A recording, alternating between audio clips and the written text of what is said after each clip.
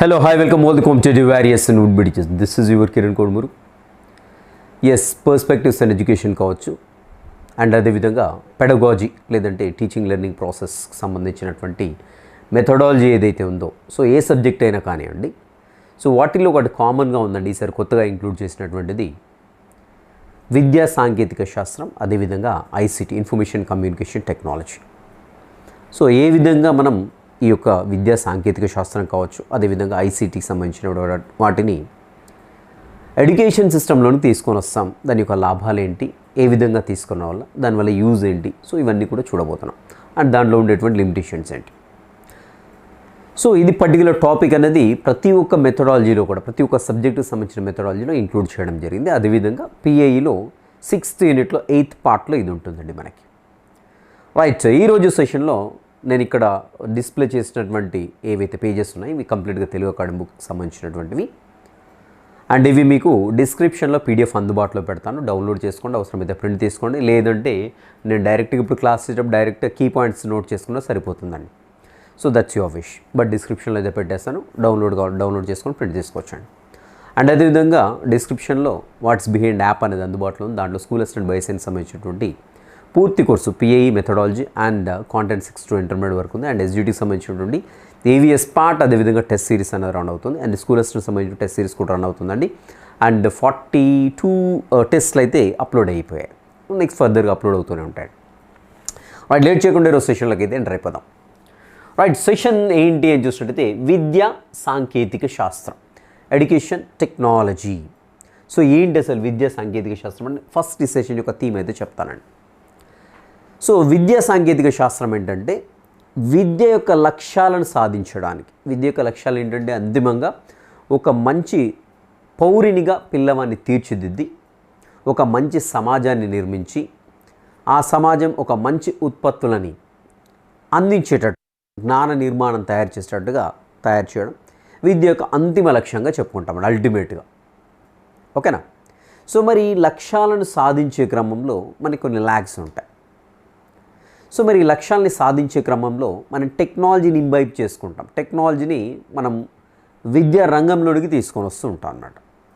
So టెక్నాలజీని ఏ రకంగా తీసుకొస్తాము, ఏమి విద్యారంగంలోకి తీసుకొస్తాము, దానివల్ల యూజెస్ ఏంటి, సో తీసుకురావడం వల్ల ఎవరికి లాభం అవుతుంది, విద్యార్థిగా, ఉపాధ్యాయునిగా, లేకుంటే టీచింగ్ లెర్నింగ్ ప్రాసెస్గా, లేకుంటే ఇవాల్యుయేషన్గా, సో లేకుంటే సంస్థాగతమైనటువంటి లాభాలు ఏమైనా ఉన్నాయా, సో వీటన్నిటి గురించి చర్చించబోతాం.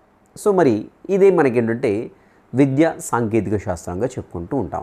ఓకేనా? రైట్, ఇది కంప్లీట్గా మనకి ఈరోజు సెషన్ యొక్క థీమ్ అండి.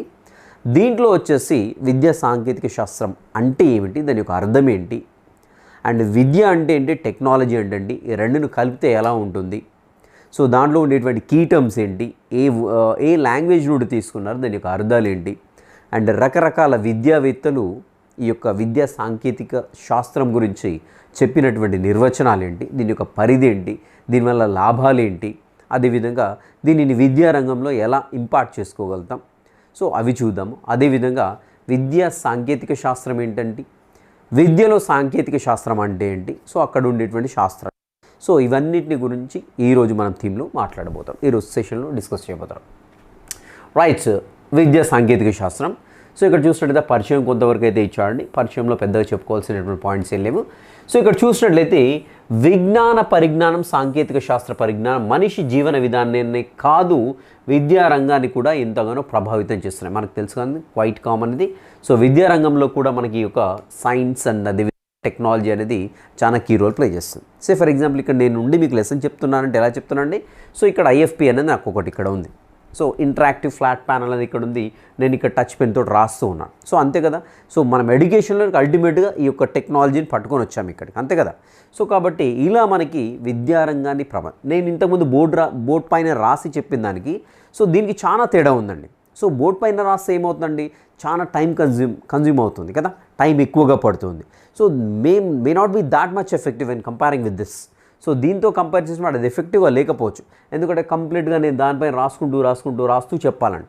సో ఇక్కడ డైరెక్ట్గా నేను ఏం చేస్తున్నాను, ఇక్కడ టెస్ట్ని మొత్తం కూడా ప్రొజెక్ట్ చేస్తున్నాను, ఇక్కడ మీకు డైరెక్ట్గా టెక్స్ట్ అనేది కనపడుతుంది. సో టెక్స్ట్తో పాటుగా ఇంకా కలర్ఫుల్ ఫిగర్స్ని కూడా కలర్ఫుల్ పిక్చర్స్ని కూడా తీసుకొచ్చి ఇక్కడ పెట్టగలను నేను. ఓకే, మీకు చూపించగలను. సో వేరాజ్ అదే నేను ఒక వైట్ బోర్డ్ పైన బ్లాక్ మార్కర్ తీసుకొని రాస్తున్నాను అనుకో, that may not be that much effective. So నేను ఒక గంట క్లాస్ చెప్పాలంటే వైట్ బోర్డ్ పైన దాదాపు ఒక 5 టైమ్స్ దాన్ని రబ్ చేస్తూ 5 టైమ్స్ రాస్తూ ఉండాలండి ఒక గంట క్లాస్కి. సో అంటే దాదాపుగా ఒక గంట క్లాస్ చెప్పాలంటే నేను ఆల్మోస్ట్ ఒక 6 నుంచి 7 గంటలు కష్టపడాల్సి వస్తుంది. అదే ఒక గంట క్లాస్ నేను ఇక్కడ టెక్నాలజీని యూజ్ చేసుకుని ఐఎఫ్పీని యూజ్ చేసుకుని మీకు చెప్పాలనుకోండి, సో గంట క్లాస్ గంటలోనే ఫినిష్ చేస్తున్నాను, నాకు ఎక్కువ టైం అవసరం లేదు. ఎందుకంటే డైరెక్ట్గా ఇక్కడ డిస్ప్లే చేస్తున్నాను, ఎక్స్ప్లెయిన్ చేస్తున్నాను. సో ఏమవుతుంది ఇక్కడ పని అనేది స్పీడప్ అవుతుంది, టైం కన్జంప్షన్ తగ్గిపోతూ ఉంటుంది. So it will be more effective rather than the olden methods. So పాత వాటితో కంపేర్ చేసినట్టు పాత పద్ధతులతో ఈ పద్ధతిని అంటే సాంకేతిక శాస్త్రాన్ని మన విద్యలో తీసుకురావడం వల్ల ఎఫెక్టివ్గా ఉండడానికి ఛాన్స్ ఉంది. అండ్ టీచింగ్ లెర్నింగ్ ప్రాసెస్ కూడా సమ్మోర్ ఎఫెక్టివ్గా ఉంటుందండి. సో ఇది లాభం అండి కదా. సో ఈ రకంగా ఏమవుతుందంటే సింపుల్గా విద్యారంగంలోనికి మనకి టెక్నాలజీని తీసుకొని వస్తున్నామండి. సో ఇక్కడ చూడండి, ఇది ఒక్కటి గుర్తుపెట్టుకోండి, డెఫినెట్గా కీ పాయింట్ అండి. ఎగ్జామినేషన్ పాయింట్ ఆఫ్ వ్యూలో ఇంపార్టెంట్ అనే దగ్గర డెఫినెట్గా ఫోకస్డ్గా ఉండండి. మేజర్గా మీకు కాన్సెప్ట్ థీమ్ ఏంటో అర్థం కావాలి. And examiner examination point of వ్యూలో ఎలా అడగడానికి అవకాశం ఉంటుందో కూడా చూద్దాం, రైట్. సో ఇక్కడ చూసినట్లయితే ఐఎఫ్ఏ ఫుల్ ఫామ్ గుర్తుపెట్టుకొని ఇన్ఫర్మేషన్ ఫర్ ఆల్ ఎవరు చెప్పారండి? యునెస్కో యొక్క సిద్ధాంతం ఇది. సో ఎవరిది సిద్ధాంతం? యునెస్కో యొక్క సిద్ధాంతం. యునెస్కో దేని వింగ్ అండి? యుఎన్ఓ యొక్క వింగ్. సో దీని యొక్క సిద్ధాంతం ఏంటి అంటే IFA information for all. So అందరికి కూడా సమాచారం అనేది అందుబాటులో ఉండాలనేది యునెస్కో యొక్క సిద్ధాంతం.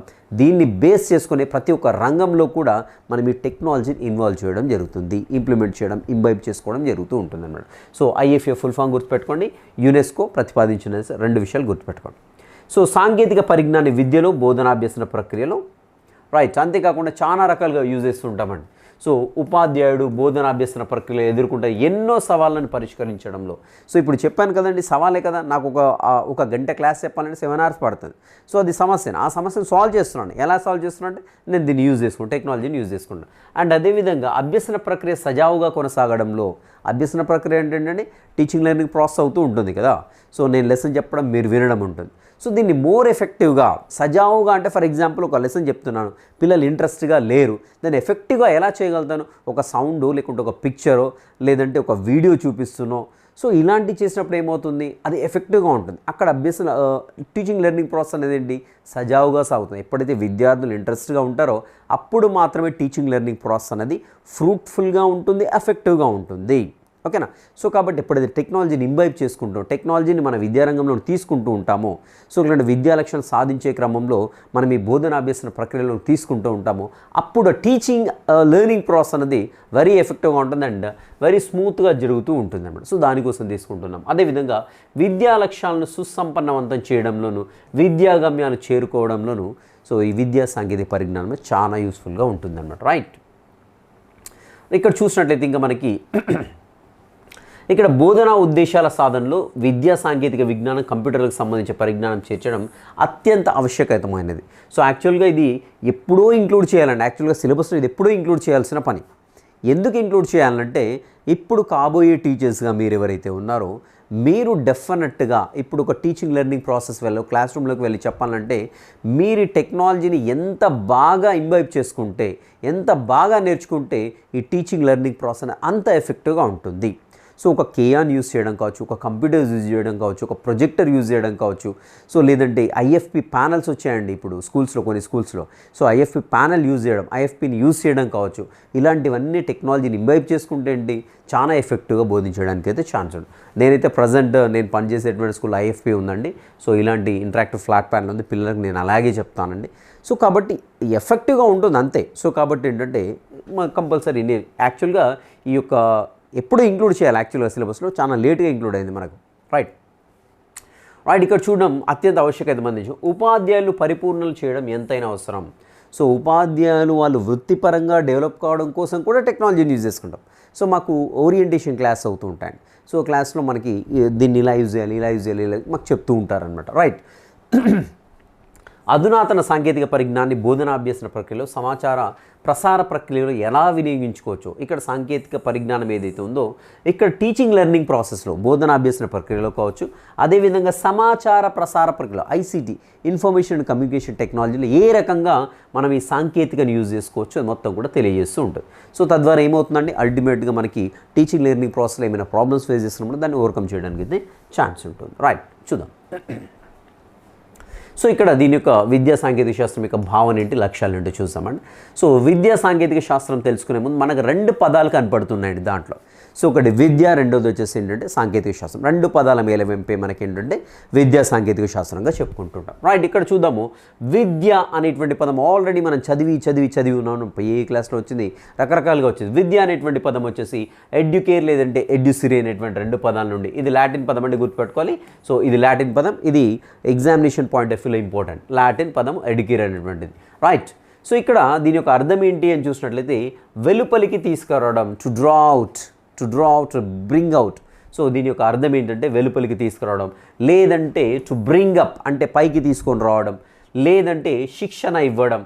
సో అంటే ఇక్కడ ఓవరాల్గా శిశువులో దాగి ఉండేటువంటి నైపుణ్యాలు కావచ్చు, సామర్థ్యాలు కావచ్చు, విద్య ద్వారా వాటిని బయటికి తీసుకొని వస్తుంటాం. కాబట్టి విద్య, ఎడ్యుసిరీ అనేటువంటి పదానికి వెలుపలికి తీసుకురావడం, శిక్షణ ఇవ్వడం, అదేవిధంగా పైకి తీసుకురావడం అనేటువంటి మీనింగ్స్ అనేవి ఇక్కడ కనపడుతున్నాయి. ఇది ఏ భాషా పదం అనేది కూడా గుర్తుపెట్టుకో, ఎగ్జామినేషన్ పాయింట్ ఆఫ్ వ్యూలో ఇంపార్టెంట్. లాటిన్ భాషా పదము. ఓకేనా. సో అంతర్గత శక్తులను వెలికి తీసుకురావడం, విద్యార్థిలో లేదంటే శిష్యుల్లో దాగినటువంటి అంత. రైట్, ఇక్కడ చూసినట్లయితే విద్యను మనకు కొన్ని నిర్వచనాలు ఇచ్చారండి. కొన్ని నిర్వచనాలు మాత్రం, బట్ మనకి పిఐ స్టార్టింగ్లో ఆల్రెడీ చెప్పాము. విద్య అంటే ఎన్ని రకాల నిర్వచనాలు చాలా ఉన్నాయండి. అవన్నీ కూడా గుర్తుపెట్టుకోండి, అవన్నీ కూడా ఇంపార్టెంట్. ఎస్పెషల్లీ ఈ పాయింట్ ఆఫ్ వ్యూలోకి వచ్చినప్పుడు ఏంటంటే మనకి కొన్ని చాలా very few definitions are given. So ఇక్కడ ఉపనిషత్తుల ప్రకారం చూసినట్లయితే అంధకారంలోంచి వెలుగులోనికి తీసుకొచ్చేది విద్య అనేసి ఉపనిషత్తుల ప్రకారం చెప్పడం జరిగింది. అండ్ స్వామి వివేకానంద ప్రకారం, స్వామి వివేకానంద మనకి ఎడ్యుకేషనిస్ట్ల గురించి స్పెసిఫిక్గా మనకి ఇంకో టాపిక్ కూడా ఉంది, అది కూడా చెప్పబోతున్నాం. రైట్, మానవునిలో దాగి ఉన్న పరిపూర్ణతకు రూపాంతరం కలిగించే ప్రక్రియ విద్య. సో అది కాకుండా ఇంకో డెఫినేషన్ కూడా ఇచ్చారండి స్వామి వివేకానంద. ఏమంటున్నారండి, సో మనిషిలో దాగి ఉన్నటువంటి దైవత్వాన్ని బయటికి తీసేదే విద్య అనేసి కూడా చెప్పడం జరిగింది. మన పిఈ క్లాసులు చెప్పుకున్నప్పుడు చెప్పుకున్నామని. ఓకేనా. సో ఇక్కడ మనిషిలో దాగి ఉన్న పరిపూర్ణతకు రూపాంతరం కలిగించేది ప్రక్రియ విద్య అనేసి చెప్పడం జరిగింది. అండ్ మహాత్మా గాంధీ ప్రకారం ఏం చెప్పారంటే మనిషిలో నిగూఢమైనటువంటి శారీరక, మానసిక, ఆధ్యాత్మిక శక్తులు, 3 శక్తులు బయట తీయమని చెప్పాడు మహాత్మా గాంధీ. గుర్తుపెట్టుకోండి. సో 3 శక్తుల్ని బయటికి తీసేది విద్య అనేసి చెప్పిన. ఆ శక్తులు ఏంటంటే శారీరక శక్తి, మానసిక శక్తి, అదేవిధంగా మీరు ఏ దేవుణ్ణి అయితే ఇష్టపడుతున్నారో ఆ దైవత్వాన్ని. సో అదేమంటాం, దాన్ని ఆధ్యాత్మిక శక్తి అంటాం. దాని 3 వెలికి తీసేందుకు ఉపయోగపడేది విద్య అనేసి మహాత్మా గాంధీ చెప్పడం జరిగింది. సో మనకి 3 కూడా డెఫినెట్లీ కంపల్సరీ గుర్తుపెట్టుకో. రైట్, సో ఇది వచ్చేసి విద్య గురించి. అండ్ రెండో వర్డ్ ఏం కనపడుతుందండి మనకు దీంట్లో చూసినట్లయితే సాంకేతికత, టెక్నాలజీ. సో మరి టెక్నాలజీ అనేటువంటి వర్డ్ ఏ లాంగ్వేజ్ నుండి డిరైవ్ అయింది, దాని యొక్క అర్థాలు ఏంటో చూద్దామండి ఒకసారి. రైట్, సో ఇక్కడ టెక్నాలజీ అనేటువంటి పదం వచ్చేసి మనకు 3 పదాలు కనపడుతున్నాయి. వన్ ఈజ్ టెక్ అండి, one is tech. Second one వచ్చేసి టెక్నే అనేటువంటి వర్డ్. థర్డ్ వచ్చేసి టెక్నిక్ అనేటువంటి వర్డ్. సో ఇక్కడ 3 పదాలు కనపడుతున్నాయి. లోగోస్ అంటే మనకు తెలిసిందే, దేని గురించి అయినా అధ్యయనం చేస్తే దాన్ని ఏమంటామంటే లోగోస్గా చెప్పుకుంటాం. ఎక్కడైనా బయాలజీ అన్న, సో లేకుంటే ఇలా లోజీ అని ఎక్కడొచ్చినా మనకి ఏంటంటే అధ్యయనం చేయడం అని అర్థం అన్నమాట. సో ఇక్కడ చూడండి టెక్నాలజీ అనేటువంటి పదం 3 పదాలండి. గుర్తుపెట్టుకోండి, కంపల్సరీ గుర్తుపెట్టుకోండి, ఇంపార్టెంట్ ఎగ్జామినేషన్ పాయింట్ ఆఫ్ వ్యూలో. టెక్, అదేవిధంగా టెక్ని, మూడోది వచ్చేసి టెక్నిక్. ఈ 3 పదాలండి. ఓకేనా. సో ఈ 4, ఈ లోగోస్ అనేది కూడా ఉంది కదా, టెక్నాలజీ, లాజీ కూడా ఉంది కదా. సో ఈ 4 పదాలు వచ్చేసి గ్రీక్ పదాలండి. సో విద్య వచ్చేసి లాటిన్ పదం అండి, గుర్తుపెట్టుకోండి. సో ఇవి వచ్చేసేమో గ్రీక్ పదాలు. ఓకేనా. సో టెక్ అంటే ఏంటి అంటే పరిశోధన. ఒక్కొక్క దానికి ఒక్కొక్క మీనింగ్ ఉంది, అన్నీ కూడా ఇంపార్టెంట్. టెక్ అంటే ఏంటంటే రీసెర్చ్, పరిశోధన అని అర్థం. సో టెక్నే అంటే కళ అండి, టెక్నే అంటే కళ, ఆర్ట్ అని అర్థం. ఓకేనా. టెక్నిక్ అంటే కళల సిద్ధాంతం. సో చాలా మీనింగ్స్ ఉన్నాయండి ఇక్కడ. ఈ 3 మీనింగ్స్ గుర్తుపెట్టుకోండి డెఫినెట్గా. సో టెక్ అంటే పరిశోధన, టెక్నే అంటే కళ, టెక్నిక్ అంటే కళల సిద్ధాంతం. ఈ 3 కూడా వెరీ ఇంపార్టెంట్, వెరీ ఇంపార్టెంట్, గుర్తుపెట్టుకోండి. అండ్ లోగోస్ అంటే వచ్చేసి అధ్యయన శాస్త్రం. ఓవరాల్గా ఇక్కడ టెక్నాలజీ అంటే సూక్ష్మ కళల శాస్త్రం అని అర్థం అండి, గుర్తుపెట్టుకోండి. ఓవరాల్గా సూక్ష్మమైన కళను అధ్యయనం చేసే శాస్త్రాన్ని మనకి సింపుల్గా టెక్నాలజీగా చెప్తామండి. సో ఇది ఒక వర్డ్ గుర్తుపెట్టుకోండి డెఫినెట్గా. ఓవరాల్గా సూక్ష్మమైన కళలను అధ్యయనం చేసేటువంటి శాస్త్రం, science of study of art or skill. So ఒక నైపుణ్యాన్ని అధ్యయనం చేసే శాస్త్రాన్ని ఏమంటామంటే టెక్నాలజీగా చెప్తూ ఉంటాం అనమాట. ఓకేనా. రైట్, ఇక్కడ మనకి సాంకేతికత గురించి టెక్నాలజీ గురించినటువంటి కొంతమంది శాస్త్రవేత్తలు కొన్ని నిర్వచనాలు అయితే ఇవ్వడం జరిగిందండి. ఆ శాస్త్రవేత్త ఏంటి, ఆ నిర్వచనం ఏంటి డెఫినెట్గా గుర్తుపెట్టుకోండి. సో కంప్లీట్గా గుర్తుపెట్టుకోవడం మనకు కొన్నిసార్లు అది కష్టమైనటువంటి పనిగా భావించవచ్చు. ఇప్పుడు ఆ సైంటిస్ట్ అంటే ఆ సైంటిస్ట్ ఇచ్చినటువంటి నిర్వచనం ఉన్నటువంటి ఏదైనా మీకు నచ్చినటువంటి కీవర్డ్ని తీసుకోండి. సో మీకు నచ్చిన అంటే ఏదో చిన్న చిన్న గుర్తుపెట్టుకోవద్దు. స్పెసిఫిక్గా మళ్ళీ వేరే వాళ్ళ నిర్వచనంలో ఆ కీవర్డ్ రిపీట్ కావద్దు. వేరే వాళ్ళు ఇచ్చినటువంటి నిర్వచనంలో ఆ కీవర్డ్ రిపీట్ కావద్దు. సో అలాంటి కీవర్డ్ ఎక్కడ ఉందో సెర్చ్ చేయండి. సో నేను ఒకటి చెప్తాను, మీరు ఒకటి గుర్తుపెట్టుకోవచ్చు. సో మీకు అనుకూలంగా ఉన్నటువంటి కీవర్డ్ని ఎన్నుకోండి, దాన్ని ఆ సైంటిస్ట్ పేరు రాగానే ఆ కీవర్డ్ గుర్తురాలి. That's it. రైట్, ఫస్ట్ వచ్చేసి హిర్రా అనేటువంటి సైంటిస్ట్ ఏం చెప్పారని చూసినట్టయితే సామాజిక అవసరాలను సంతృప్తికరంగా తీర్చడానికి వాడే సాధనాల నైపుణ్యాల వినియోగమే సాంకేతికత. సో ఇక్కడ సింపుల్గా సామాజిక అవసరాలను సంతృప్తికరంగా అనేటువంటి పదాన్ని గుర్తుపెట్టుకోండి. హిర్రా అనేటువంటి సైంటిస్ట్ ఏం చెప్పాడు, సామాజిక అవసరాలను సంతృప్తికరంగా తీర్చడానికి వినియోగించేది మనకి సాంకేతికత అని చెప్పారు. నెక్స్ట్ వచ్చేసి సాక్స్ ఐ అండ్ సో తను ఏం చెప్పారని చూసినట్టయితే ఉత్పాదకత కోసం వ్యవస్థీకరించిన జ్ఞానమే సాంకేతిక. సో ఇక్కడ ఉత్పాదకత కోసం వ్యవస్థీకరించబడ్డ జ్ఞానం. సో ఇది కీవర్డ్ అండి, గుర్తుపెట్టుకోండి. ఓకేనా. అండ్ దెన్ వచ్చేసి రోమిజోకుస్కీ అండ్ జే అలెగ్జాండర్ ఏం చెప్తున్నారని చూసినట్టయితే వ్యక్తి సమాజ అవసరాలకు విజ్ఞాన శాస్త్రం ద్వారా కనుగొన్నటువంటి ఉపకరణాలను ఉపయుక్తంగా అన్వయింపజేయడమే సాంకేతికత. సో ఆల్రెడీ మనం చాలా డిస్కవరీస్ అయితే చాలా రకరకాల వస్తువుల్ని కనిపెట్టడం జరుగుతుంది. ఆ వస్తువులు దేనికోసం ఉపయోగించుకుంటున్నారు, ఇక్కడ సమాజ అవసరాల కోసము కనుక్కున్నటువంటి ఉపకరణాలను ఉపయుక్తంగా అంటే ఏంటంటే ఉపయోగకరంగా వాడాలి. అనుభవమును కనిపెట్టారు, ఉపయోగకరం కోసం ఉపయోగించాలి తప్ప దేని నాశనం చేయడానికి వేయదు. ఒక కంప్యూటర్ ఉంది, సో కంప్యూటర్లో ఏదో వైరస్ ప్రోగ్రామ్ రాస్తే దాన్ని ఎగ్జిక్యూట్ చేయడానికి, దాన్ని ఉపయుక్తంగా వాడాల్సి ఉంటుందన్నమాట. సో రోమిజోకుస్కీ అండ్ జే అలెగ్జాండర్ ఇక్కడ గుర్తుపెట్టుకోవాల్సిందే సమాజ అవసరాలకు మనం కనుగొన్నటువంటి ఉపకరణాలను వినియోగించుకోవడాన్ని సో సింపుల్గా సాంకేతికత అని చెప్పారండి. సో ఇక్కడ వచ్చే సమాజ అవసరాలకు కనుక్కున్న ఉపకరణాలను గుర్తుపెట్టుకుంటే సరిపోతుందండి. ఓకేనా. అండ్ ఇక్కడ చూసినట్లయితే మనకి నిర్దేశకుల లక్ష్యాన్ని సాధించడానికి విజ్ఞాన శాస్త్ర శాఖలండి. ఇవన్నీ కూడా టెక్నాలజీ అనేది కంప్లీట్గా సైన్స్ యొక్క అన్ని బ్రాంచెస్ అండి. అనువర్తిత విజ్ఞాన శాస్త్రం, అప్లైడ్ సైన్స్, అదేవిధంగా ఇంజనీరింగ్, పారిశ్రామిక కళ, ఇండస్ట్రియల్ ఆర్ట్స్, అన్వయించే టెక్నిక్ పద్ధతులను క్రమానుగత అధ్యయనమే సాంకేతికత అని చెప్తూ ఉన్నారండి. రైట్, సింపుల్గా మనకి విజ్ఞాన శాస్త్రం బ్రాంచెస్ ఏవైతే వాటిని అన్ని తీసుకొచ్చి ఇక్కడ మనం అధ్యయనం అంటే వాటిని అప్లై చేయడాన్ని సాంకేతికతగా చెప్తూ ఉన్నారు. సో ఇక్కడ చూసినట్టయితే అధునాతన చక్కగా రూపొందించిన సాఫ్ట్వేర్, అదేవిధంగా హార్డ్వేర్ల గురించి అధ్యయనం చేసే శాఖయే సాంకేతికత శాస్త్రంగా చెప్తున్నాం. సో మనకి జనరల్గా ఏంటంటే సో ఏదైనా ఒక డివైస్ని యూజ్ చేయాలంటే డెఫినెట్గా దానికి సంబంధించిన సాఫ్ట్వేర్ అనేది దాంట్లో ఇన్బిల్ట్ అయి ఉంటుందండి. చిప్లో ఎక్కడో అరేంజ్ చేయబడి ఉంటుంది. అదేవిధంగా దానికి సంబంధించిన హార్డ్వేర్ అంటే దానికి ఇట్లా ముట్టుకోగానే ఫిజికల్ థింగ్స్ ఏవైతే అవి ఇది రెండు కలిస్తేనే మనకి ఏంటంటే టెక్నాలజీ అనేది వస్తుంటుంది. రైట్, ఇక్కడ చూద్దాం.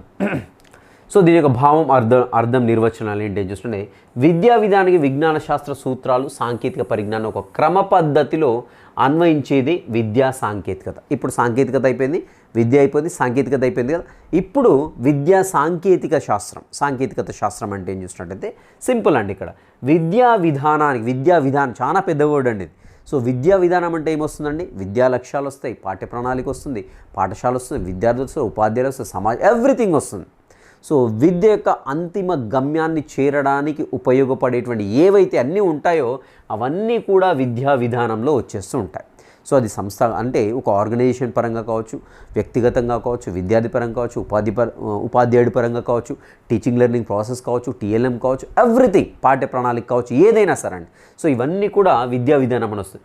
విద్యా విధానానికి విజ్ఞాన శాస్త్ర సూత్రాలను, సాంకేతిక పరిజ్ఞానాన్ని ఇప్పుడు చెప్పుకున్నాక సాంకేతిక పరిజ్ఞానం అంటే ఏంటంటే హార్డ్వేర్ కావచ్చు, సాఫ్ట్వేర్ కావచ్చు, ఏదైనా.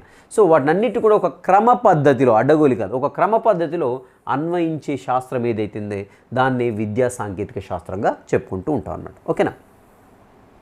రైట్, విద్యా సాంకేతిక పరిజ్ఞానం అనేది ఒక వ్యవస్థ. సో ఇది మొత్తం కూడా ఒక వ్యవస్థగా చెప్పుకున్నాం. ఇక్కడ ఇది ఇంపార్టెంట్, ఎగ్జామినేషన్ పాయింట్ ఆఫ్ ఇది ఇంపార్టెంట్. సో ఏంటి అని చూసినట్టయితే 5M అంటాడు. 5M అంటే ఏంటి అంటాడు. సో అంటే విద్యా సాంకేతిక శాస్త్రంలో ఏవైతే 5 ముఖ్యమైనటువంటి అంశాలు ఉంటాయో వాటిని 5Msగా పరిగణిస్తాం. ఆ 5Ms ఏంటి అని డెఫినెట్గా గుర్తుపెట్టుకోవాలి. 5Ms ఏంటి అని చూసినట్లయితే ఇక్కడ చూడండి. So educational technology is system of 5Ms.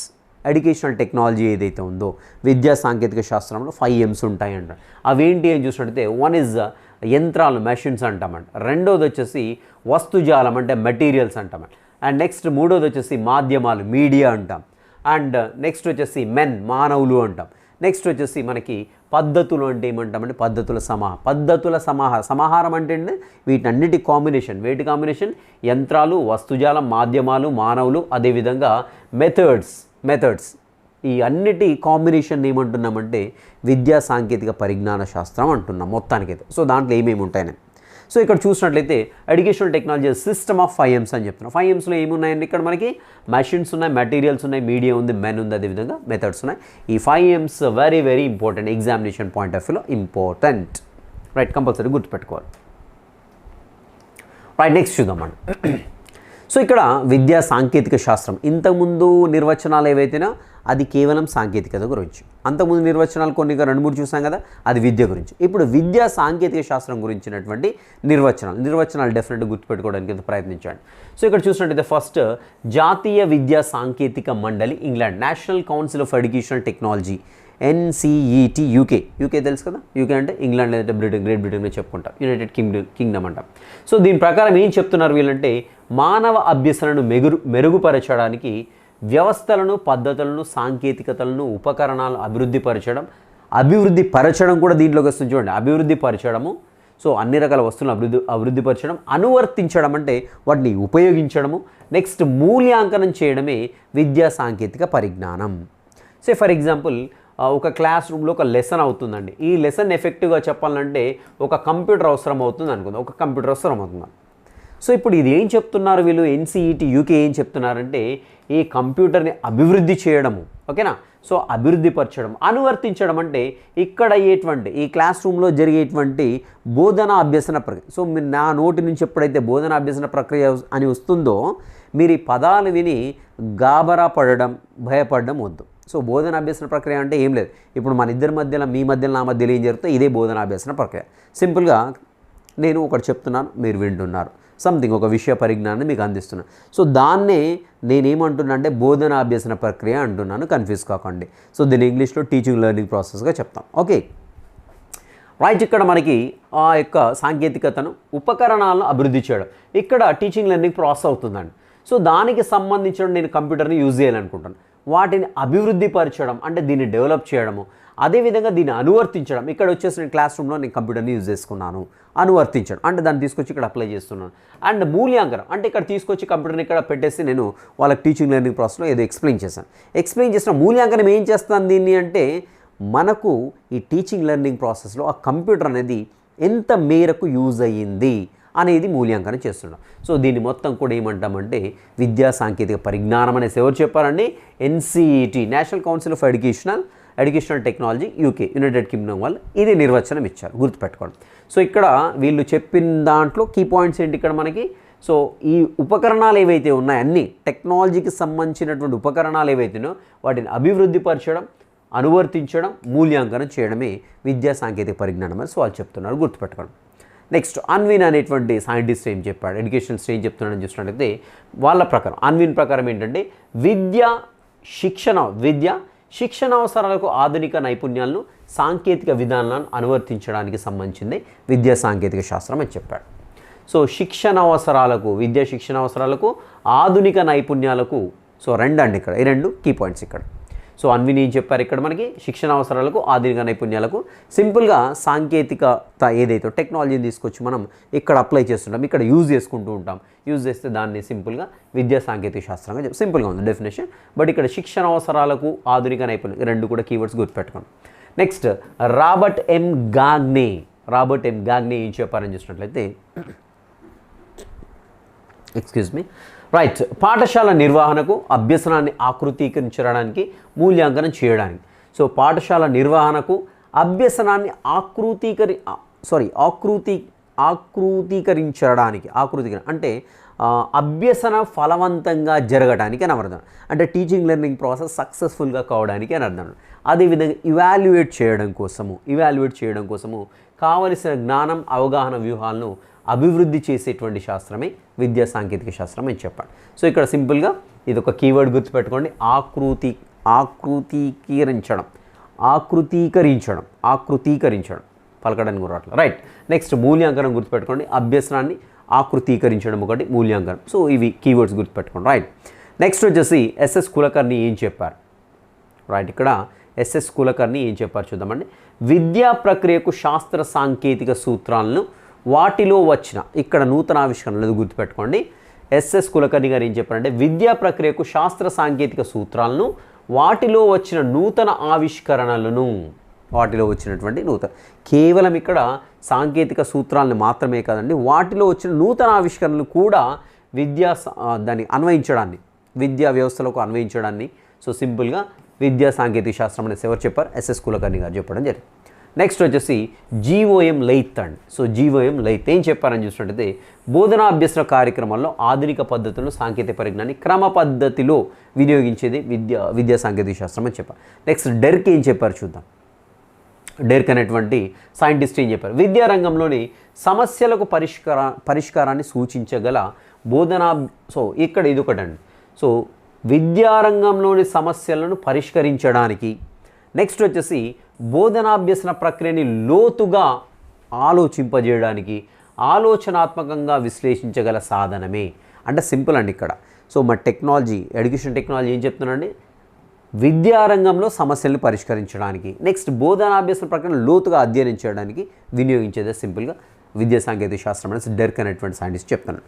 And మిత్ర అనేటువంటి భారతీయ విద్యావేత్త ప్రకారం, సో ఇది గుర్తుపెట్టుకోండి, భారతీయ విద్యావేత్త కాబట్టి మేబీ కొంచెం ఇది మనం మోర్ ఫోకస్డ్గా ఉండండి. మిత్ర ఓకేనా, భారతీయ విద్యావేత్త కాబట్టి. సో విద్యా గమ్యాలను సాధించగల వ్యూహాల పద్ధతుల శాస్త్రీయత విద్యా సాంకేతిక శాస్త్రంగా చెప్పడం జరిగింది. సింపుల్ అండి, ఇక్కడ సింపుల్ డెఫినేషన్. విద్యా గమ్యాలను సాధించగల వ్యూహాల పద్ధతుల శాస్త్రీయతయే విద్యా సాంకేతిక పరిజ్ఞానంగా చెప్పడం జరిగింది. సో మిత్ర గారు. నెక్స్ట్ వచ్చేసి టకషి సకనాటో ఏం చెప్పారని చూసినట్టయితే విద్యా వ్యవస్థ అంతర్భాగాలైన విద్యా ప్రయోజనాలు, గమ్యాలు, బోధనాంశాలు, బోధనా సామాగ్రి, వ్యూహాల పద్ధతులు, బోధనా. సో ఓవరాల్గా విద్య యొక్క ప్రాసెస్, కంప్లీట్ ప్రాసెస్లో ఇవన్నీ కూడా వచ్చేస్తాయండి. విద్యార్థుల ప్రవర్తన, ఉపాధ్యాయుల ప్రవర్తన, బోధనాంశాలు, టీఎల్ఎం, గమ్యాలు, ప్రయోజనాలు, ఉపగమాలు, సో అన్నిటికి కూడా మధ్య సంబంధం వంటి అంశాలను నియంత్రించడానికి, సో వీటినన్నింటినీ కూడా నియంత్రించడానికండి సింపుల్. సో పేరు పెద్దగా ఉంది కదా, టకషి సకనాటో అనేది. సో ఇతను ఇచ్చిన డెఫినేషన్ కూడా చాలా పెద్దగా ఉంది అనే విషయాన్ని గుర్తుపెట్టుకోండి. సో ఇక్కడ ఉన్నటువంటి అన్ని అంశాలను ఏవైతే నియంత్రించడానికి కావాల్సిన అనువర్తిత ప్రాయిక అధ్యయనమే విద్యా సాంకేతిక పరిజ్ఞానం చెప్పండి. సో వీటన్నిటిని నియంత్రించడం అంటే అండి ఎప్పుడు స్పీడప్ చేయాలి, ఎప్పుడు స్లో చేయాలి, ఎప్పుడు ఎఫెక్టివ్గా చేయాలి, సో ఇవన్నీ కూడా నియంత్రించడమే వస్తుంటాయి. సో దీన్ని విద్యా సాంకేతిక పరిజ్ఞానంగా చెప్పడం జరిగింది టకషి ఒకనాటో రైట్. మరి విద్యా సాంకేతిక శాస్త్రం యొక్క లక్షణాలు ఏ విధంగా ఉంటాయని చూద్దామండి ఒక్కసారి ఇక్కడ ఓకేనా. సో ఇట్లా లక్షణాలు ఏదైనా లిస్ట్ ఇచ్చినప్పుడు ఏంటంటే దాంట్ నుండి మనకి మల్టిపుల్ ఆన్సర్స్ తయారు చేయడానికి, మల్టిపుల్ ఆన్సర్స్ క్వశ్చన్ తయారు చేయడానికి అయితే ప్రాబిలిటీ ఉంటుంది రైట్. చూద్దాం ఇంకా రైట్. విద్యా సాంకేతిక రైట్ వదిలిపెట్టేద్దాం. విద్యారంగంలో అన్వయిస్తున్నాను ఆల్రెడీ ఇంతకుముందు చెప్పకుండా బోధనాభ్యసన ప్రక్రియను సమర్థవంతంగా చేయడానికి, అంటే టీచింగ్ లెర్నింగ్ ప్రాసెస్ని ఎఫెక్టివ్గా చేయడానికి మనకి సాంకేతిక శాస్త్రం అనేది యూజ్ అవుతుంది. విద్యా సమస్యలను పరిష్కరించడానికి యూజ్ అవుతుంది. అండ్ వచ్చేసి ఇంకా ఉపాధ్యాయ విద్యార్థుల మధ్య జరిగే సమాచార ప్రసారంలో ప్రముఖ పాత్ర. సో కమ్యూనికేషన్ ఏంటంటే సో మనకి ఇక్కడ ఎస్పెషల్లీ సో ఉపాధ్యాయుడికి విద్యార్థికి మధ్య జరిగేటువంటి, సో ఎప్పుడైతే టీచ్ చేస్తుంటారో మనకి డెఫినెట్గా అక్కడ కమ్యూనికేషన్ జరగాలి. సో 1 వే 2 వే కమ్యూనికేషన్ డెఫినెట్గా జరగాలి. ఆ సందర్భంలో మనకి ఈ యొక్క విద్యా సాంకేతిక శాస్త్రం అనేది యూజ్ అవుతూ ఉంటుంది. నెక్స్ట్ పాఠ్య విషయ సమర్పణలో బోధనాభ్యసన వ్యూహాలను, బోధనా పద్ధతులను రూపొందించడానికి, సో ఇవన్నీ కూడా బోధనాభ్యసన వ్యూహాలను, బోధనా పద్ధతులను రూపొందించడానికి. సో ఉదాహరణకు నేను ఒక బోధనా పద్ధతిని రూపొందించాను. సో నా బోధనా పద్ధతులు ఏంటంటే నేను ఎఫెక్టివ్గా ఐఎఫ్పి ప్యానెల్ యూజ్ చేసి మీకు చెప్పగలుగుతాను. అంటే ఇలా ఒక బోధనాభ్యసన ప్రక్రియను నిర్వచించడానికి ఎలా ఉండాలి, ఏం సంగతి అనడానికి కూడా మనకు సాంకేతిక శాస్త్రం అనేది యూజ్ అవుతుంది అనేది అర్థమవుతుంది. అండ్ తరగతి గది నియంత్రణకు, నిర్వహణకు కూడా ఉపయోగపడుతుంది. గుర్తుపెట్టుకోండి, హార్డ్వేర్, సాఫ్ట్వేర్, బహుళ ప్రసార సంవర్గ సాధనాలను బోధనాభ్యసన ప్రక్రియలో వినియోగించినప్పుడు ఇది ఫలవంతం. దీనివల్ల యూజ్ అండి ఇవన్నీ కూడా ఓకేనా. అండ్ జ్ఞాన సాంకేతిక రంగాల్లో పరిశోధనలు ప్రయోగాల ఫలితాలను విద్యా లక్ష్యాల సాధనలో ఉపయోగపడుతూ ఉంటుంది. నెక్స్ట్ నిరంతర పరిపుష్టి ఫీడ్బ్యాక్ తీసుకోవడానికి కూడా ఇది ఉపయోగపడుతుంది. అండ్ నిరంతర సమగ్ర మూల్యాంకనం చేస్తుందండి. So CC continuous and compromise ఎవల్యూషన్లో కూడా ఉపయోగపడుతుంది. అభ్యాసకు లక్షణాలను విశ్లేషిస్తుంది. అభ్యాసకులు ఎలా ఉన్నారు ఏ సంగతి కూడా ఇన్ఫర్మేషన్ మనకి ఇస్తూ ఉంటుంది. అండ్ విద్యా సాంకేతిక శాస్త్రం ప్రధానంగా మనకి 3 ఉన్నాయండి. వన్ ఈజ్ ఇన్పుట్ నివేశం, నెక్స్ట్ వచ్చేసి ప్రక్రియ, నెక్స్ట్ వచ్చేసి నిర్గమం అనేటువంటి 3 అంశాలను కలిగి ఉంటుంది. ఇంపార్టెంట్ విద్యా సాంకేతిక శాస్త్రం 3 అంశాలు ఏంటండి? One is input, second one is process and third one is output. So ఏంటి యాక్చువల్గా? సో ఇప్పుడు చెప్దాం. సో నివేశం అంటే ఏంటి? ఇన్పుట్ అంటే సాంకేతిక శాస్త్రంలో ఉన్నటువంటి ఏదైనా ఒక డివైస్ కావచ్చు, సాఫ్ట్వేర్ కావచ్చు, హార్డ్వేర్ కానీ తీసుకొచ్చి మన టీచింగ్ లెర్నింగ్ ప్రాసెస్లో ఇంక్లూడ్ చేసుకోవడం ఏమవుతుంది? నివేశం అంటాం, ఇన్పుట్ అంటాం. సో నెక్స్ట్ ప్రక్రియ అంటే మనం పర్టికులర్ దేనికోసం ఉపయోగిస్తున్నాం ఆ యొక్క ప్రాసెస్, టీచింగ్ లెర్నింగ్ ప్రాసెస్లోనే యూజ్ చేస్తాం అనుకో. So not only the teaching learning process, only teaching learning ప్రాసెస్లో మాత్రమే మనము టెక్నాలజీని ఇంబైబ్ చేసుకోవట్లేదు. సో రకరకాలుగా సంస్థాగత, ఫర్ ఎగ్జాంపుల్ ఇప్పుడు స్కూల్లో ఏదో ఒక పని ఉంది. సో ఫర్ ఎగ్జాంపుల్ పిల్లల గురించి ఇన్ఫర్మేషన్ అనేది ఒక వెబ్సైట్లో ఉంది, దాన్ని అప్లోడ్ చేయాలి, లేకుంటే మార్క్స్ని అప్లోడ్ చేయాలి, లేకుంటే దాన్ని ప్రింట్అవుట్ తీసుకోవాలి. ఇవి కూడా ఏంటి? టెక్నాలజీ ఇంబైబ్ చేసుకున్నట్టే కదా.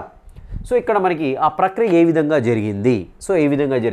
నెక్స్ట్ నిర్గమం, అవుట్పుట్ అంటే సో మనం ఆ యొక్క టెక్నాలజీని ఆ పర్టికులర్ ప్రాసెస్లోకి తీసుకోవడం వల్ల అవుట్పుట్ ఎలా ఉంది. సో ఇలాంటి 3 అంశాలని మాత్రం మనకి విద్యా సాంకేతిక శాస్త్రం ప్రధానంగా కలిగి ఉన్నదని ఇది ఇంపార్టెంట్ పాయింట్, గుర్తుపెట్టుకోండి, వెరీ ఇంపార్టెంట్ పాయింట్. నివేశం, ప్రక్రియ, నిర్గమం 3. ఓకేనా. నెక్స్ట్ విషయాన్ని క్రమబద్ధంగా అందించడానికి, సో ఇది మనకు తెలిసింది. ఇంకా విషయాన్ని క్రమబద్ధంగా అందించడానికి మనకి ఇది ఉపయోగపడుతుంది. అండ్ సరైన మాధ్యమాల ఎంపిక కూడా ఈ యొక్క సాంకేతిక శాస్త్రం అనేది విద్యా సాంకేతిక శాస్త్రం యూజ్ అవుతుంది. అండ్ అదేవిధంగా ప్రాపర్గా ఉండేటువంటి టీఎల్ఎంని ఎంపిక చేసుకోవడానికి కూడా, సరైనటువంటి టీఎల్ఎంని ఎంపిక చేసుకోవడానికి కూడా మనకి విద్యా సాంకేతిక శాస్త్రం అనేది యూజ్ అవుతూ ఉంటుంది. రైట్, ఇక్కడ చూద్దాం. ఇంకా మనకి ఇక్కడ తరచుగా 2 పదాలు వినపడుతుంటాయి. విద్యా సాంకేతికత వేరు, విద్యలో సాంకేతికత వేరు. సో అది ఫస్ట్ డిఫరెన్స్ ఏంటనేది గ్రాస్ప్ చేయండి. ఓకేనా. విద్యలో సాంకేతికత, నెక్స్ట్ విద్యా సాంకేతికత, 2 కూడా వేరు పదాలు. Technology in education technology. Technology in education is different from education technology. ఓకేనా. విద్యా సాంకేతికత, విద్యలో చిన్న డిఫరెన్స్ ఉంటే చెప్పేస్తాను. సో ఆ డిఫరెన్స్ అనేది డెఫినెట్గా మైండ్లో పెట్టుకోండి, ఎందుకంటే దీన్ని బేస్ చేసుకొని క్వశ్చన్ తయారు చేయడానికి ఛాన్స్ ఉంటుంది. విద్యలో సాంకేతికత, విద్యా సాంకేతికత. రైట్, ఇక్కడ చూద్దాం. విద్యలో సాంకేతికత అంటే ఏంటంటే, సో విద్యలో సాంకేతికత విజ్ఞానాన్ని హార్డ్వేర్ ఉపగమం అంటే ఇంపార్టెంట్. విద్యలో సాంకేతికతని ఏమంటామండి? హార్డ్వేర్ అప్రోచ్ అంటాం. ఇంపార్టెంట్ పాయింట్, హార్డ్వేర్ అప్రోచ్ అంటాం. సో విద్యా లక్ష్యాలు సాధించడం, బోధనాంశాలను సులభతరం చేయడానికి, బోధనా సామర్థ్యాలు పెంచడానికి. సో ఇవన్నీ అంటే విద్యలో జరిగేటువంటి ప్రాసెస్ ఏదైతే ఉందో వాటిని అన్నింటినీ కూడా ఈజీగా చేయడానికి. సో అంటే ఒక టీఎల్ఎం తయారీ కావచ్చు, ఒక టీఎల్ఎం ఎంపిక కావచ్చు, లేకుంటే బోధన అభ్యసన ప్రక్రియ కావచ్చు, ఒక పాఠ్య ప్రణాళిక తయారు చేయడం కావచ్చు, లక్ష్యాలను అంటే తరగతి గదిని కంట్రోల్ చేయడం కావచ్చు, విద్యా లక్ష్యాలు ఏదైనా సరే అంటే విద్యార్థి రంగానికి సంబంధించిన ప్రాసెస్ ఏదైతే ఉందో దానిలో భౌతిక శాస్త్ర, ఇంజనీరింగ్ శాస్త్రాల అభివృద్ధితో ఇంపార్టెంట్ 2 శాస్త్రాలు. విద్యలో సాంకేతికత అనగానే మీకు ఏం గుర్తు రావాలండి? హార్డ్వేర్ ఉపగమం అనేటువంటి ఒక వర్డ్ గుర్తురావాలి, హార్డ్వేర్ అప్రోచ్ అనేటువంటి ఒక వర్డ్ గుర్తురావాలి. రెండో అంశం ఏంటి అని చూసినట్టయితే భౌతిక శాస్త్ర, ఇంజనీరింగ్ శాస్త్రాల అభివృద్ధితో రూపొందించబడినటువంటి యాంత్రిక పరికరాలను, సాంకేతిక ఉపకరణాలను ఉపయోగించేదాన్ని విద్యలో సాంకేతికత అంటారు. విద్యలో సాంకేతికత అనగానే ఎన్ని అంశాలు గుర్తురాలి? 3 అంశాలు గుర్తురాలి. ఒకటి వచ్చేసి దీన్ని ఏమంటాం? హార్డ్వేర్ ఉపగమం, హార్డ్వేర్ అప్రోచ్ అంటాం. రెండవ అంశం ఏంటంటే విద్యలో ఉండేటువంటి ప్రాసెస్ ఏదో అన్నిటినీ కూడా సులభతరం చేయడానికి ఏం యూజ్ చేస్తున్నాం? యాంత్రిక పరికరాలు, సాంకేతిక ఉపకరణాలను వినియోగిస్తున్నాం. ఎవరు డెవలప్ చేశారు అంటే భౌతిక శాస్త్ర విభాగం, అదేవిధంగా ఇంజనీరింగ్ శాస్త్ర విభాగం. ఈ యొక్క వస్తువుల్ని, ఈ యొక్క సాంకేతికతను, ఆ యొక్క యంత్ర పరికరాలు కావచ్చు, సాంకేతిక ఉపకరణం మొత్తం డెవలప్ చేసిందండి భౌతిక శాస్త్రం, అదేవిధంగా ఇంజనీరింగ్ శాస్త్రం. గుర్తుపెట్టుకోండి, ఇది గుర్తురావాలి. సో దీన్ని ఏమంటామంటే విద్యలో సాంకేతికత అంటాము. లో అంటే హార్డ్వేర్, అంతే గుర్తుపెట్టుకో. విద్యలో సాంకేతికత. ఓకేనా. రైట్, ఇక్కడ చూద్దాం ఇప్పుడు. రైట్, ఈ సాంకేతిక విజ్ఞానం ఇంజనీరింగ్ భౌతిక శాస్త్రాల నుండి, గుర్తుపెట్టుకోవాలి, ఇంజనీరింగ్ భౌతిక శాస్త్రాల నుండి ఆవిర్భవించింది. సో ఇక్కడ వచ్చేసి విజ్ఞాన పరికరాలు, వస్తువులు, పనిముట్లు, యంత్రాల రూపం. సో ఇవన్నీ కూడా సింపుల్గా దీని హార్డ్వేర్ అప్రోచ్ అని ఎందుకు అంటున్నామండి, సో అక్కడ ఉండేటువంటి పరికరాలు కావచ్చు, వస్తువులు కావచ్చు, పనిముట్లు కావచ్చు, యంత్రాలు అన్నిటి కూడా తీసుకొచ్చేస్తున్నాం దీంట్లో విద్య రంగంలో. సో కాబట్టి దీన్ని హార్డ్వేర్ అప్రోచ్ అంటున్నాం. ఓకేనా. సో వీటిని హార్డ్వేర్ సాంకేతిక పరిజ్ఞానం. ఉదాహరణకు ఎగ్జాంపుల్ ఇచ్చాడు చూడండి, ఇక్కడ స్లైడ్లు, ఫిల్మ్లు, ఆడియో క్యాసెట్లు, radio, television, tape recorder, projector, computers, వీడియోలు, రికార్డ్ ప్లేయర్లు, ఇవన్నీ కూడా ఏంటి, ఇవన్నీ కూడా హార్డ్వేర్స్. ఇవన్నీ కూడా హార్డ్వేర్స్. హార్డ్వేర్ అంటే ఏదైతే మనం ఇలా టచ్ చేయగలుగుతామో చేయితోటి ఆ యొక్క వస్తువుని, టెక్నాలజీకి సంబంధించిన వస్తువుని హార్డ్వేర్గా చెప్తాం. టచ్ చేయగలగాలి. If we are not touching that particular device, so that will be considered as software అంట. మనం దేన్నైతే set of programs, set of instructions ఉంటాయండి కంప్యూటర్లో. సో మన ఇక్కడ కీబోర్డ్ పైన కే అని కొట్టగానే మనకు అక్కడ డిస్ప్లే అవుతుంది కే అని. సో కే అనేది ఎక్కడికి పోతుంది, ఫస్ట్ సిపియూలోకి వెళ్ళిపోతుంది. అక్కడ ఏదో సంథింగ్ ప్రాసెస్ జరుగుతుంది. అలా ప్రాసెస్ చేయడానికి లోపల ఒక సాఫ్ట్వేర్ ఉంటుంది, ఇన్స్ట్రక్షన్స్ ఉంటాయి. ఆ సాఫ్ట్వేర్ మనం టచ్ చేయలేం కదా చేయితోటి. సో దాన్ని ఏమంటామంటే సాఫ్ట్వేర్ అన్నాం. హార్డ్వేర్ అంటే ఏంటంటే కీబోర్డ్ని టచ్ చేస్తాం, సిపియూని టచ్ చేయగలుగుతాం. ఓకేనా. అదేవిధంగా మానిటర్ని టచ్ చేస్తాం, ప్రింటర్, ఇవన్నీ కూడా ఏంటి హార్డ్వేర్. సో ఇక్కడ మెన్షన్ చేసినటువంటి అన్నీ కూడా ఇవన్నీ కూడా హార్డ్వేర్. ఇవన్నీ ఎవరు డెవలప్ చేస్తారండి, భౌతిక శాస్త్ర విభాగము, అదేవిధంగా ఇంజనీరింగ్ శాస్త్ర విభాగం డెవలప్ చేస్తాయి. దీన్ని ఏమంటున్నాం మనం, విద్యలో సాంకేతికత అంటున్నాం అన్నమాట. గుర్తుపెట్టుకోండి. అండ్ ఇక్కడ గుర్తుపెట్టుకోవాల్సింది ఒక రెండు ఉన్నాయండి. ఒకటి వచ్చేసి ఏంటంటే భాషా ప్రయోగశాలలు కూడా విద్యలో సాంకేతికతకు ఎగ్జాంపుల్. అదేవిధంగా టెలిటెక్స్ట్ అండి, యాక్చువల్గా ఇది టెలిటెక్స్ట్ అని పడిన దాంట్లో టెలిటెక్స్ట్. సో ఇవి రెండు కూడా ఏంటంటే మనకి విద్యలో సాంకేతికత. ఇవన్నీ కూడా ఈజీగానే గుర్తుంటాయండి, ఎందుకంటే ఇవన్నీ కూడా హార్డ్వేర్. ఇట్లా చూడగానే, పేరు చదవగానే ఈజీగా గుర్తుపెట్టుకోగలుగుతాం. సో పేరు చూడగానే ఎస్ ఇట్స్ హార్డ్వేర్, విద్యలో సాంకేతికత. ఓకేనా. సో విద్యలో సాంకేతికత, టెక్నాలజీ ఇన్ ఎడ్యుకేషన్ గుర్తుపెట్టుకున్నాం. వేరేజ్ ఇక్కడ భాషా ప్రయోగశాల అనే వెంటనే డౌట్ వస్తుంది మనకి. సో భాష కదా, ఇది టచ్ చేస్తామా, భాష ప్రయోగశాల మాత్రం అన్నాడు ఇక్కడ. ఓకేనా. అండ్ అది టెలిటెక్స్ట్, ఇవి రెండు కూడా గుర్తుపెట్టుకుని, ఇవి రెండు ఇంపార్టెంట్. సో ఇవి వచ్చేసండి విద్యలో సాంకేతికత. ఇక్కడ చూడండి ఒకసారి మనం ఇది ఒక చిన్న డయాగ్రామ్ చూసినట్టయితే, వెన్ డయాగ్రామ్ అంటాం, అది ఏమో మ్యాథ్స్లో ఏమంటారో తెలీదు. సో ఇంజనీరింగ్ ఉంది, అదేవిధంగా భౌతిక శాస్త్రం ఉంది. ఓకేనా. సో ఇక్కడ వచ్చేసి మనకి విద్యలో సాంకేతికత అంటే ఈ రెండింటినీ తీసుకొస్తున్నాము. మనం ఎక్కడ తీసుకొస్తున్నాము, విద్యలోనికి తీసుకొస్తూ ఉన్నాము. సాంకేతిక విజ్ఞానాన్ని విద్యలోనికి. ఏ వింగ్స్ అండి మనకి, భౌతిక శాస్త్రం ఒకటి, ఇంజనీరింగ్ ఒకటి. సో దీన్ని ఏమంటున్నాం మనం, విద్యలో సాంకేతికత అంటాం. ఈ రెండింటిని తీసుకొచ్చి కలిపేశాను ఇక్కడ. ఓకేనా. రైట్. ఇది వచ్చేసి విద్యలో సాంకేతికత. రైట్. ఇక్కడ చూద్దాం నెక్స్ట్ విద్యా సాంకేతికత. విద్యా సాంకేతికత అంటే చూద్దాం. సో ఇక్కడ ఎడ్యుకేషన్ టెక్నాలజీ, అదేమో టెక్నాలజీ ఇన్ ఎడ్యుకేషన్, ఇదేమో education technology. So education technology దీన్ని ఏమంటామంటే సాఫ్ట్వేర్ అప్రోచ్ అంటాం దీన్ని. సాఫ్ట్వేర్ అప్రోచ్ లేదంటే సాఫ్ట్వేర్ ఉపగమం అంటాం దీన్ని. అంతసేపు అక్కడ పైన ఏం యూజ్ చేస్తామంటే మనం హార్డ్వేర్ యూజ్ చేస్తాం. ఇక్కడ వచ్చేసి మనకి ఏమంటామంటే దీన్ని సాఫ్ట్వేర్ ఉపగమంగా చెప్పుకుంటూ ఉంటాం.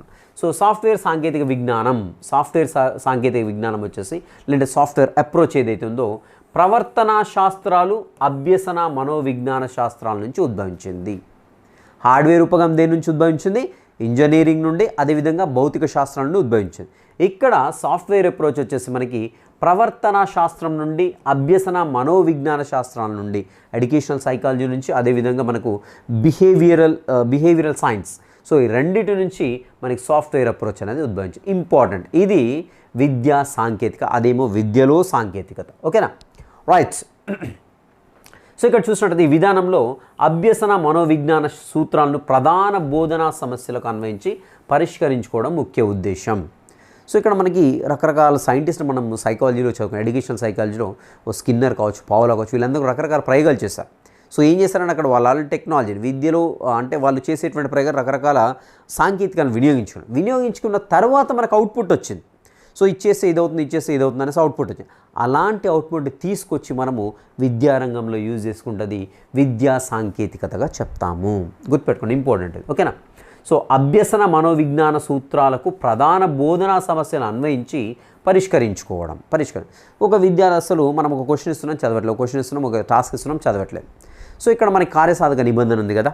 సో ఏదైనా ఒక సాధించినప్పుడు మనకి ఏమిస్తామండి, సంథింగ్ ఏదో ఒకటి గిఫ్ట్ లాంటిది ఇస్తూ ఉంటాం కదా, రీఇన్ఫోర్స్మెంట్ ఇస్తూ ఉంటాం, ఏమంటాం దాన్ని పునర్బలం ఇస్తూ ఉంటాం. సో వాళ్ళ ప్రయోగాలు చేస్తారు కదా. సో ఫర్ ఎగ్జాంపుల్ ఇక్కడ విద్యార్థి ఒక చిన్నది ఏదో సాధించినప్పుడు మనకు చిన్న గిఫ్ట్ లేకుంటే ఒక పొగడుతునో లేకుంటే చాక్లెట్ కొనిస్తూ ఉంటాం, ఓకేనా. సో ఏమవుతుంది, నెక్స్ట్ స్టెప్కి వెళ్ళిపోతూ ఉంటాడు. సో మళ్ళీ అక్కడ ఇస్తూ ఉంటాం. సో ఇలా ఏమవుతుంది, పునర్బలనం ద్వారా వానికి బోధనాభ్యసన ప్రక్రియ. సో అదొక సమస్య, అక్కడ విద్యార్థి సరిగ్గా పాల్గొనట్లేడు బోధనాభ్యసన ప్రక్రియలో సమస్య. సో ఇక్కడ ఏం చేస్తున్నాం, మనకు అక్కడ స్కిన్నర్ ఎవరో చేసినటువంటి ఆ ప్రయోగం వల్ల అవుట్పుట్ వచ్చింది మనకి. ఆ అవుట్పుట్ని తీసుకొచ్చి మనకి ఇక్కడ బోధనాభ్యసన ప్రక్రియలో వినియోగించుకొని అక్కడ ఉండేటువంటి సమస్య ఏదో పిల్లవాడు సరిగ్గా చదవట్లేదు ఆ సమస్యను క్లియర్ చేస్తూ ఉంటాం. ఇదే వచ్చేసి మనకి విద్యా సాంకేతికత యొక్క ముఖ్య ఉద్దేశం అనేసి చెప్తూ ఉన్నాం అన్నమాట, ఓకేనా. రైట్, ఇక్కడ చూసినట్టయితే మనకి మనోవిజ్ఞాన శాస్త్ర సూత్రాలను కళలను అంతర్బుద్ధిని వినియోగించి అభ్యాస జ్ఞానం కలుగజేసి సో ప్రవర్తన మార్పును తీసుకొని వస్తాం అన్నమాట, ఓకేనా. అండ్ ఇక్కడ చూసినట్లయితే ఉదాహరణకు చూసినట్లయితే కార్యక్రమయుత అభ్యసనం అండి. ఇప్పుడు చెప్పుకున్నాం కదా, కార్యక్రమయుత అభ్యసనం అంటే ఏంటంటే సింపుల్గా ఒక టాస్క్ ఉన్నట్లయితే ఈ టాస్క్ను చిన్న చిన్న భాగాలుగా విడదీస్తాం. ఫస్ట్ ఏ టాస్క్ లేకుంటే 1 2 3 4 5 6 ఒక్కసారి పెద్ద టాస్క్ ఏం పిల్లవాడికి. సో ఏం చేస్తాం, ఫస్ట్ ఒక టాస్క్ ఇస్తాం, ఫస్ట్ టాస్క్ ఇస్తాం. సో ఇది అయిపోగానే వానికి అగైన్ మనం ఏం చేస్తామండి, సో రీఇన్ఫోర్స్మెంట్ ఇస్తాం, పునర్బలనం ఇస్తాం. సో అంటే వానికి నచ్చింది ఇష్టమైంది ఏదో ఒకటి ఇస్తాం. ఇచ్చిన తర్వాత వీడేంటి వెంటనే వాడు మంచిగా యాక్టివేట్ అవుతాడు, సెల్ఫ్ కాన్ఫిడెన్స్ పెరుగుతుంది. సో ఇంకోటి చేయాలనేటువంటి తపన పెరుగుతుంది, క్యూరియాసిటీ పెరుగుతుంది. సో 1 నుండి ఎక్కడికి వెళ్ళిపోతాడు, 2కి వెళ్ళిపోతాడు, 2 నుండి ఎక్కడికి వెళ్ళిపోతాడు 3.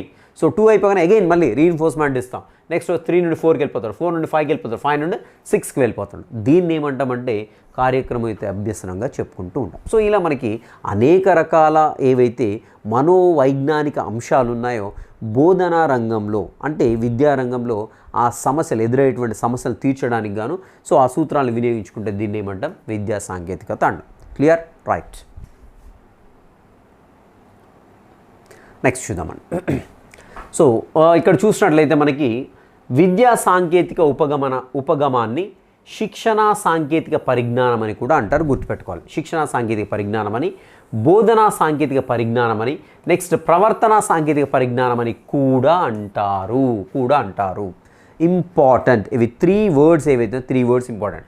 విద్యా సాంకేతిక ఉపగమం ఏదైతే ఇప్పుడు చెప్పుకున్నాక సాఫ్ట్వేర్ అప్రోచ్ అన్నాం కదా. సో దాన్ని ఇంకా ఏం పేరు పెడతాం దానికి చూసినట్లయితే శిక్షణా సాంకేతిక పరిజ్ఞానం అని, బోధనా సాంకేతిక పరిజ్ఞానం అని, ప్రవర్తన సాంకేతిక పరిజ్ఞానం అంటారు. 3 పేర్లు గుర్తుపెట్టుకోండి. రైట్, నెక్స్ట్ వెళ్ళిపోదాం. ఇక్కడ చిన్న వెన్ డయాగ్రామ్ ఇచ్చాడు, ఇక్కడ చూద్దామండి. సో ఆల్రెడీ చెప్పుకున్నాం కదా ఇప్పుడు సాఫ్ట్వేర్ అప్రోచ్ అని. సాంకేతికత ఏం చేస్తాం, ఇక్కడ విద్యా సాంకేతికత అంటున్నాం. విద్యా సాంకేతికలు ఏమున్నాయండి దీంట్లో, సాఫ్ట్వేర్, రైట్. సో దీంట్లో ఎన్ని శాస్త్రాలు ఉన్నాయి మనకి, ప్రవర్తన శాస్త్రం ఉంది, అభ్యసన శాస్త్రం, ఇవి 2 కూడా మనకి ఇక్కడ కంబైండ్ అయిపోయి ఉన్నాయి. దీన్ని ఏమంటున్నాం, విద్యా సాంకేతికతగా చెప్తాం. క్లియర్. సో అక్కడ ఇదేమొచ్చాయండి మనకి ఇంజనీరింగ్, అదేవిధంగా భౌతిక శాస్త్రం, విద్యలో సాంకేతికత. సో ఇదేంటి విద్యా సాంకేతికత, దీంట్లో ప్రవర్తన శాస్త్రం వచ్చింది, అభ్యసన శాస్త్రం వచ్చింది, ఇవి 2 కూడా గుర్తుపెట్టుకోండి. రైట్, మరి దీని యొక్క సాంకేతిక శాస్త్రం యొక్క ఆవశ్యకత ఏంటి, మరి దీని యొక్క ప్రాముఖ్యత ఏంటి, దీనివల్ల లాభాలు ఏంటి అని చెప్పుకోవచ్చు. సింపుల్గా అంటే మనకి ఉండేటువంటి మూఢనమ్మకాలు కానీ ఏమైనా సమస్యలు ఉంటే సాల్వ్ చేయడానికి ఛాన్స్ ఉంటుంది. అండ్ అదేవిధంగా ఒకసారి ఒక టెక్నాలజీని యూజ్ చేసినప్పుడు మనకు రకరకాల కొత్త ఆలోచనలు వస్తూ ఉంటాయండి. సో వాటిని అన్నిటి కూడా మనం ఏంటంటే అభివృద్ధి విద్యా సాంకేతిక శాస్త్రం అనేది యూజ్ అవుతూ ఉంటుంది. అండ్ ఇక్కడ చూసినట్టయితే స్టోలోరో అనేటువంటి విద్యా విధానంలో సాంకేతిక పరిజ్ఞానం ఉపయోగానికి 3 ప్రధాన కారణాలు. అదొక విద్యా విధానం అండి. సో ఇక్కడ స్టోలోరో ప్రతిపాదించిన విద్యా విధానంలో వచ్చేసి 3 ప్రధానమైనటువంటి కారణం ఎందుకు ఉపయోగించాలనేటువంటి 3 ప్రధాన కారణాలు చెప్తున్నాను. 1 ఈజ్ ఏంటంటే నూతన విజ్ఞానం ఉత్పత్తి అయ్యేటువంటి రేటు పెంచడానికి, అంటే కొత్త విజ్ఞానం పెంచడం కోసం ఏంటంటే మనం సాంకేతికతను వినియోగించాలి. అండ్ నెక్స్ట్ వచ్చే సమాజంలో మార్పు చెందుతున్న విజ్ఞానం, సాంకేతిక శాస్త్రం. సో వీటికి అనుగుణంగా డెఫినెట్గా మనకి విద్యారంగంలోనూ దానికి ఇంబైబ్ చేయాలి అని చెప్తున్నాడు. 2 వచ్చేసి చాలా వేగంగా మారుతున్నాడు, జనాభా అనేది అధికంగా పెరుగుతుంది కాబట్టి ఈ టెక్నాలజీని ఎంత ఇంబైబ్ చేసుకుంటే అంత స్పీడ్గా అన్నీ కూడా ప్రాసెస్ జరుగుతున్నాయని చెప్తున్నారు. ఓకే, సో ఇక్కడ స్టోలోరో చెప్పడం జరుగుతుంది, తను ఎడ్యుకేషనిస్ట్.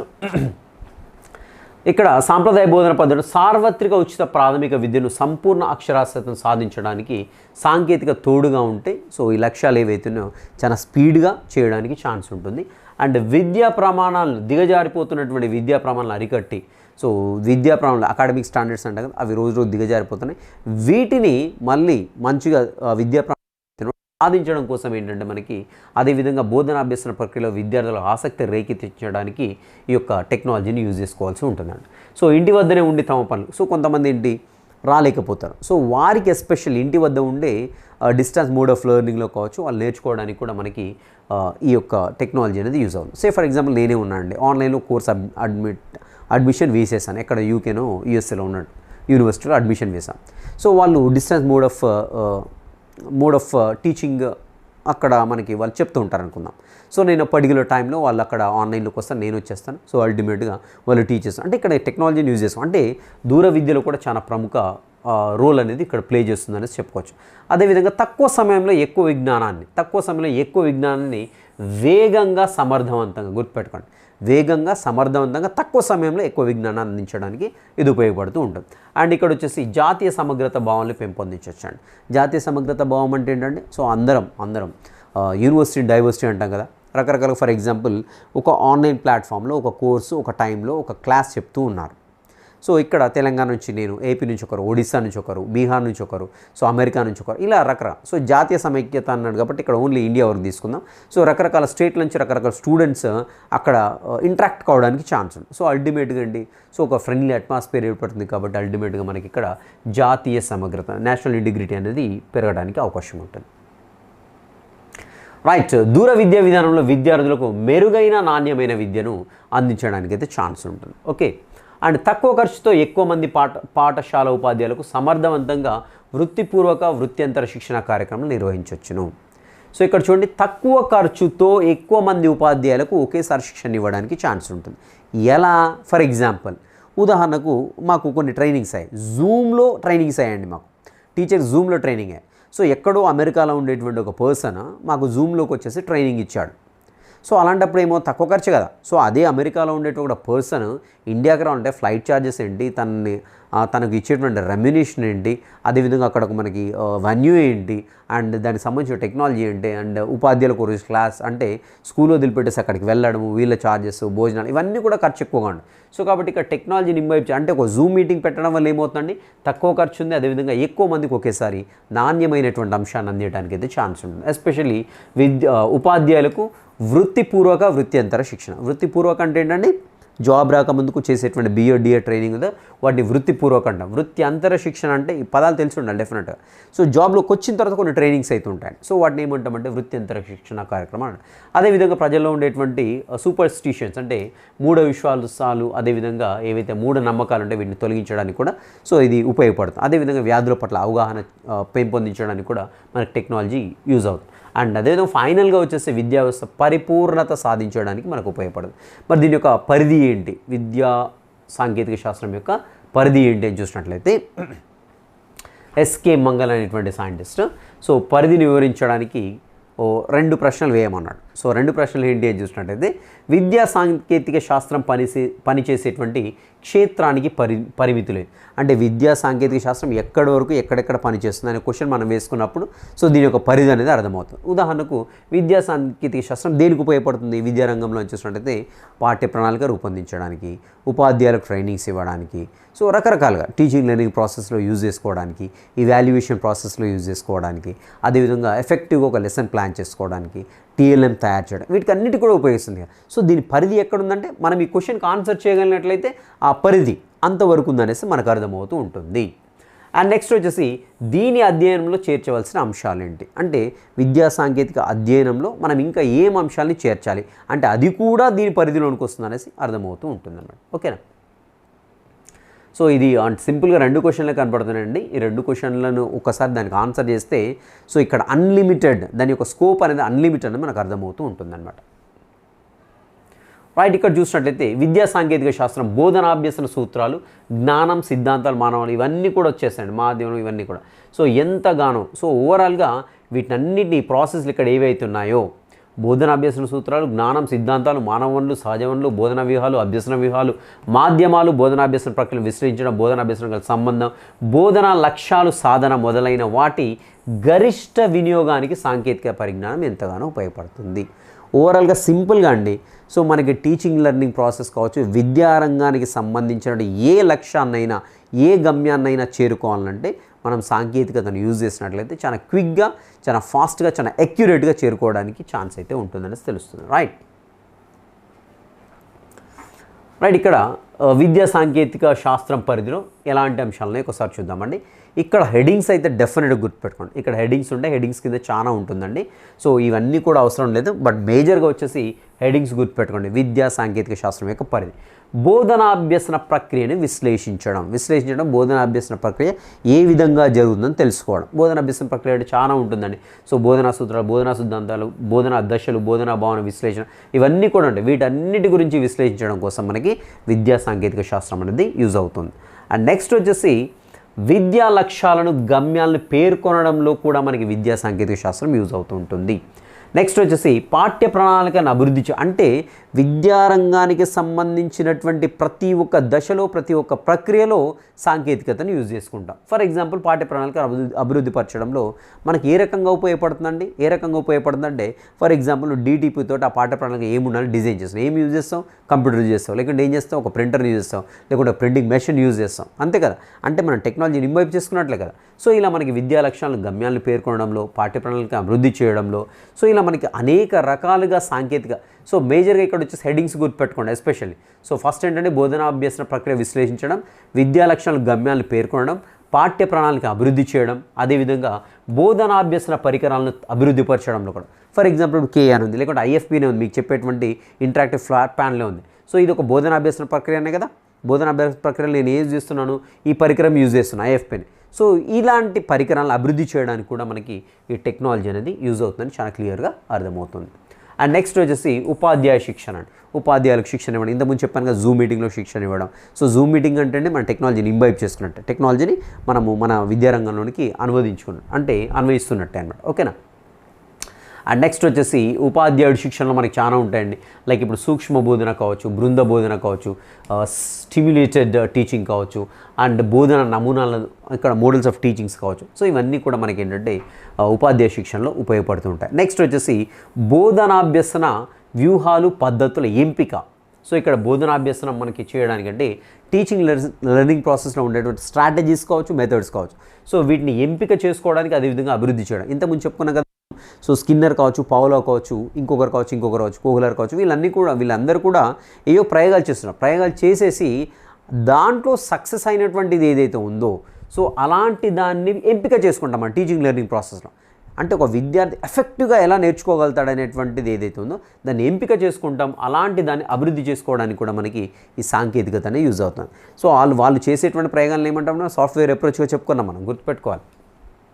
రైట్. నెక్స్ట్ వచ్చేసి దృశ్య శ్రవణ బోధనోపకరణాల ఎంపిక, అభివృద్ధి. సో ఇవన్నీ కూడా మనకు తెలిసింది. ఇంకా దృశ్య శ్రవణ బోధన ఉపకరణాలు. సో దృశ్య అంటే చూడే, శ్రవణ అంటే వినేటు.